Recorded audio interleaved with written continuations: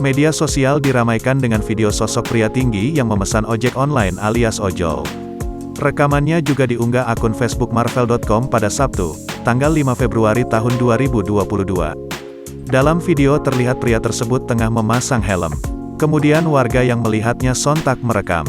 Driver ojol tersebut mendapat orderan tepat di stasiun Jakarta Kota. Ramai netizen yang menyebut pria tersebut memiliki tinggi 2 kali lipat dari sang driver.